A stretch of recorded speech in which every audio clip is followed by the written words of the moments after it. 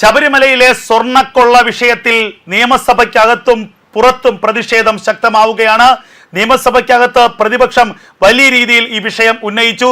ദേവസ്വം മന്ത്രിയുടെ രാജി ആവശ്യപ്പെട്ടുകൊണ്ടാണ് പ്രതിപക്ഷം മുദ്രാവാക്യം വിളികളുമായി സഭയെ പ്രക്ഷുബ്ധമാക്കിയത്. അല്പനേരം സഭ നിർത്തിവെച്ചു, വീണ്ടും നടപടിക്രമങ്ങൾ ആരംഭിച്ചിട്ടുണ്ട്. അപ്പോഴും പ്രതിപക്ഷ പ്രതിഷേധം തുടരുന്നു എന്നുള്ളതാണ് ഇപ്പോൾ ലഭിക്കുന്ന ഏറ്റവും പുതിയ വിവരം. അതേസമയം നിയമസഭയ്ക്ക് പുറത്ത് ദേവസ്വം ആസ്ഥാനത്തേക്ക് യുവമോർച്ചയുടെയും ഹിന്ദു ഐക്യവേദിയുടെയും പ്രതിഷേധ മാർച്ച് നടക്കുകയാണ്. യുവമോർച്ചയുടെ പ്രതിഷേധ മാർച്ചിനെ പോലീസ് നേരിട്ടു. യുവമോർച്ച ദേവസ്വം പ്രസിഡന്റിന്റെയും ദേവസ്വം മന്ത്രിയുടെയും രാജി ആവശ്യപ്പെട്ടുകൊണ്ടാണ് ദേവസ്വം ആസ്ഥാനത്തേക്ക് പ്രതിഷേധ മാർച്ച് നടത്തിയത്. അതേസമയം ഹിന്ദു ഐക്യവേദി ആകട്ടെ ശരണം വിളികളോടുകൂടി ദേവസ്വം ആസ്ഥാനത്തിന് മുന്നിൽ കുത്തിയിരുന്നു കൊണ്ടാണ് പ്രതിഷേധിക്കുന്നത്. ശബരിമലയിലെ സ്വർണ്ണക്കൊള്ള അത് വലിയ തോതിൽ പ്രതിഷേധ കാറ്റായി കേരളത്തിൽ മാറുന്നു എന്നുള്ളതാണ് നിലവിലെ സാഹചര്യങ്ങൾ ചൂണ്ടിക്കാണിക്കുന്നത്. സർക്കാരിനെതിരെ കിട്ടിയ ഒരു വലിയ ആയുധത്തെ അത് നിയമസഭയ്ക്കകത്തും പുറത്തും ഉപയോഗിക്കാനാണ് കോൺഗ്രസിന്റെയും UDF-ന്റെ തീരുമാനം. അതേസമയം വിശ്വാസ സംരക്ഷണത്തിന്റെ പേരിൽ ശബരിമല ആചാരങ്ങളെ ലംഘിച്ച പിണറായി വിജയനെതിരെയുള്ള വലിയൊരു ആയുധമാക്കി ഈ പ്രതിഷേധത്തെ മാറ്റാൻ, സ്വർണ്ണക്കൊള്ളയെ മാറ്റാൻ BJP-യും സംഘപരിവാർ പ്രസ്ഥാനങ്ങളും തീരുമാനിച്ചു കഴിഞ്ഞിരിക്കുന്നു. വരും ദിവസങ്ങളിൽ കൂടുതൽ ശക്തമായ പ്രതിഷേധങ്ങളായിരിക്കും BJP-യും ഹിന്ദു ഐക്യവേദിയും വിശ്വ ഹിന്ദു പരിഷത്തും അടക്കമുള്ള സംഘടനകൾ നടത്താൻ ഉദ്ദേശിക്കുന്നത്. ശബരിമലയിലെ സ്വർണ്ണക്കൊള്ളയെക്കുറിച്ച് കഴിഞ്ഞ ദിവസമാണ് ഹൈക്കോടതിയുടെ നിർദ്ദേശപ്രകാരം ഒരു പ്രത്യേക അന്വേഷണത്തിന് തീരുമാനമായത്. പ്രത്യേക അന്വേഷണ സംഘം ADGP H. വെങ്കടേഷിന്റെ നേതൃത്വത്തിലുള്ള പ്രത്യേക അന്വേഷണ സംഘമായിരിക്കും ഇതേക്കുറിച്ച് അന്വേഷിക്കുക. ഇത് സംബന്ധിച്ച് ഏറ്റവും നിർണായകമായ അന്വേഷണം നടക്കുമെന്ന് തന്നെയാണ് കരുതപ്പെടുന്നത്. 1998 മുതൽ ഇങ്ങോട്ടുള്ള മുഴുവൻ ശബരിമലയിലെ ദുരൂഹമായ ഇടപാടുകളെക്കുറിച്ചും അന്വേഷണം നടത്താനാണ് ഹൈക്കോടതിയുടെ നിർദ്ദേശം. ഞെട്ടിപ്പിക്കുന്ന ഒരു ഉത്തരവാണ് ഹൈക്കോടതി ഇട്ടിരിക്കുന്നത്. കാരണം ശബരിമലയിൽ കേവലം ഇപ്പോഴുള്ള സ്വർണ്ണപ്പാളിയുടെ മോഷണം മാത്രമല്ല, അതിനു മുൻപും അതിനുശേഷവും ഇത്തരത്തിലുള്ള മോഷണ പരമ്പരകൾ ശബരിമലയിൽ നടന്നിട്ടുണ്ട് എന്ന് ഹൈക്കോടതിക്ക് ഏറെക്കുറെ ബോധ്യപ്പെട്ടിരിക്കുന്നു.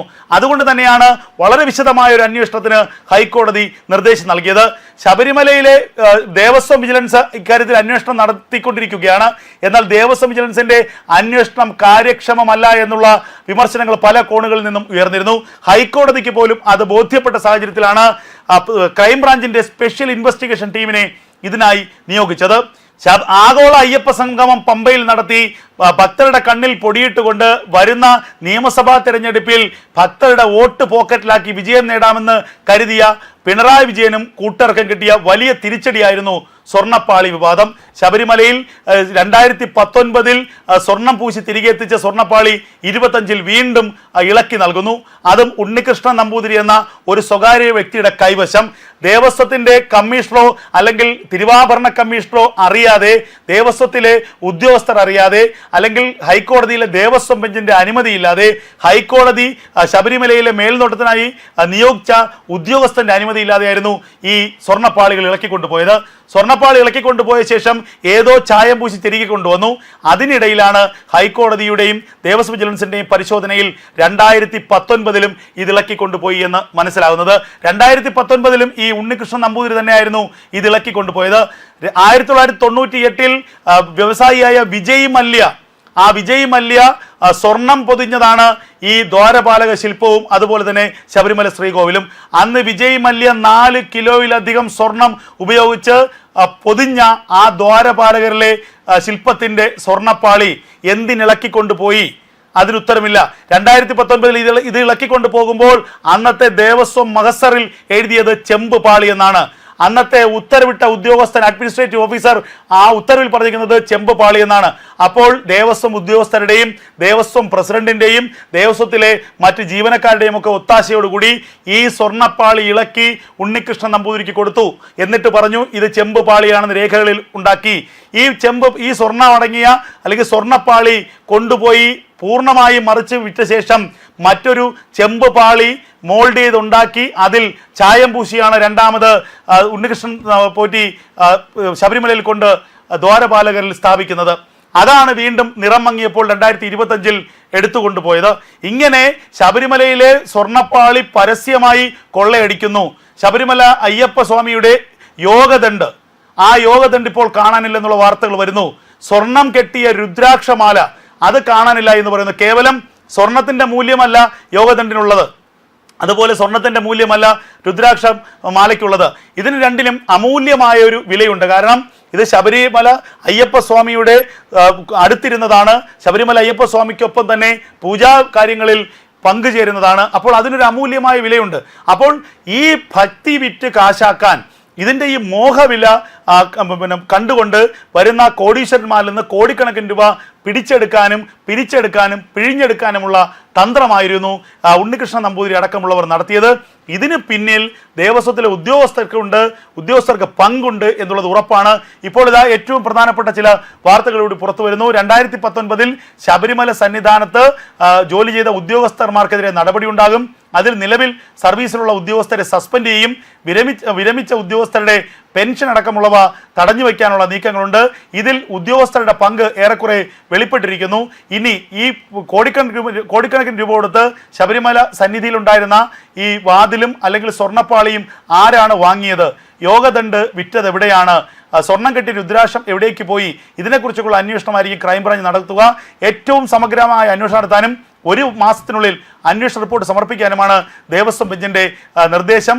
അതീവ രഹസ്യമായി ഈ റിപ്പോർട്ട് കോടതിയിൽ എത്തിക്കണം. ഒരു കാരണവശാലും ഈ റിപ്പോർട്ട് പുറത്തു പോകരുത്, റിപ്പോർട്ടിലെ ഒരു വിവരങ്ങളും ചോരരുത് എന്നുള്ള നിർദ്ദേശം കൂടി സ്പെഷ്യൽ ഇൻവെസ്റ്റിഗേഷൻ ടീമിന് ഹൈക്കോടതി നൽകിയിട്ടുണ്ട്.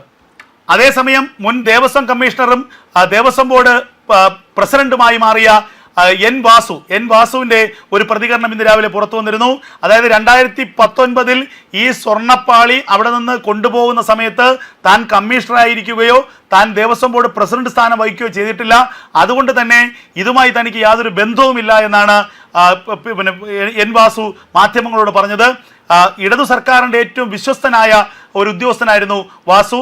ദേവസ്വം കമ്മീഷണറായിരുന്നു. പിന്നീട് രാഷ്ട്രീയക്കാരെ മാത്രം നിയോഗിക്കുന്ന ദേവസ്വം ബോർഡ് പ്രസിഡന്റ് സ്ഥാനത്തേക്ക് പിണറായി വിജയൻ നിയോഗിച്ചത് വാസുവിനെയാണ്. ശബരിമലയിലെ സ്ത്രീ പ്രവേശന സമയത്ത്, പ്രക്ഷോഭ സമയത്ത് വിശ്വാസം തകർക്കാനുള്ള പിണറായി സർക്കാരിൻ്റെ തീരുമാനങ്ങൾ എടുക്കുന്ന സമയത്തൊക്കെ തന്നെ പിണറായിയുടെ വലങ്കൈയായി പ്രവർത്തിച്ച വ്യക്തി കൂടിയാണ് വാസു. അദ്ദേഹം ഇന്നിപ്പോൾ പുറത്തു വന്ന മാധ്യമങ്ങളോട് പറയുന്നു, എനിക്ക് ഉണ്ണികൃഷ്ണൻ നമ്പൂതിരിയെ അറിയാം, ഉണ്ണികൃഷ്ണൻ നമ്പൂതിരിയുമായി ഞാൻ ഫോണിൽ സംസാരിക്കുക മാത്രമാണ് ചെയ്തിട്ടുള്ളത്, അല്ലാതെ ഉണ്ണികൃഷ്ണൻ നമ്പൂതിരിയുമായി തനിക്ക് യാതൊരു ബന്ധവുമില്ല എന്ന് പറയുന്നു. അതേസമയം എൻ വാസുവിൻ്റെ കാലത്താണ് പ്രധാനമായും ശബരിമലയിൽ നിന്ന് സ്വർണ്ണപ്പാളികൾ മോഷണം പോയതെന്നുള്ള ചില സൂചനകൾ നേരത്തെ പുറത്തു വന്നിരുന്നു. എൻ വാസുവിന് ഇതിൽ കൃത്യമായ പങ്കുണ്ട്. ശബരിമലയിലെ വിശ്വാസ സംരക്ഷണത്തിൻ്റെ സമയത്ത്, ശബരിമലയിലെ സ്ത്രീ പ്രവേശനത്തിന് സമയത്ത് വിശ്വാസികൾക്കെതിരായ നിലപാട് സ്വീകരിച്ച, സർക്കാരിന് പൂർണ്ണമായ പിന്തുണ നൽകിയ ഒരു ഉദ്യോഗസ്ഥൻ കൂടിയായിരുന്നു എൻ വാസു. എന്തായാലും ഇപ്പോൾ അദ്ദേഹം മാധ്യമങ്ങൾക്ക് മുന്നിൽ വന്ന് തനിക്കിതിൽ യാതൊരു പങ്കുമില്ല, മുൻ ദേവസ്വം ബോർഡ് പ്രസിഡന്റുമാരും ദേവസ്വം ബോർഡ് ഉദ്യോഗസ്ഥരുമാണ് ഇതിൽ ഉത്തരവാദികൾ, ഇതിൽ കുറ്റക്കാർ, തിരുവാഭരണ കമ്മീഷണറാണ് ഇതിൽ പ്രധാന ഉത്തരവാദി എന്ന് പറയുകയാണ്. എന്തായാലും പരസ്പരം അങ്ങോട്ടും ഇങ്ങോട്ടും പ്രത്യാരോപണങ്ങൾ നടത്തി കുറ്റം പറഞ്ഞുകൊണ്ട് ഇപ്പോൾ സ്വയം കുഴി തോണ്ടുകയാണ് ഈ ഉദ്യോഗസ്ഥരെന്നുള്ളതാണ് വിവരം. എന്തായാലും ശബരീശ സന്നിധിയിലെ ഒരു തരി സ്വർണമെങ്കിലും പുറത്തു പോയിട്ടുണ്ടെങ്കിൽ ആ പുറത്തുപോയ സ്വർണത്തിൻ്റെ അളവ് കണ്ടെത്തുക തന്നെ ചെയ്യും, കുറ്റക്കാർക്കെതിരെ നടപടി ഉണ്ടാവുക തന്നെ ചെയ്യും എന്നുള്ളത് ഉറപ്പാണ്.